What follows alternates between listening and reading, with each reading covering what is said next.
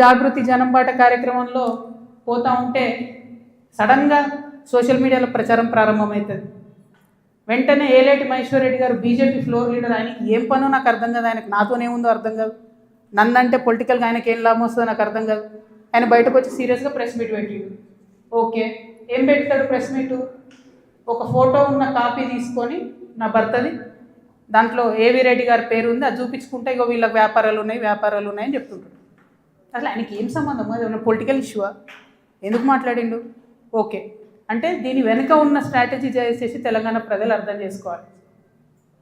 హరీష్ రావు గారు, BRS party ఏదైతే నా మీద దుష్ప్రచారం చేయాలనుకుంటున్నారో అది ఏలేటి మహేశ్వర్ రెడ్డి గారి నోటి నుండి వస్తుంది, బీఆర్ఎస్ పేడ్ సోషల్ మీడియా నోటి నుండి వస్తుంది, ఆ తర్వాత కృష్ణారావు గారు లాంటి ఎమ్మెల్యేల నోటి నుండి వస్తుంది.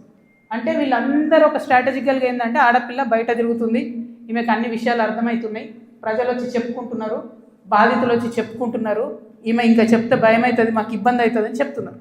నేను మీలాగా పారిపోయే పిరికిపందని కాదు.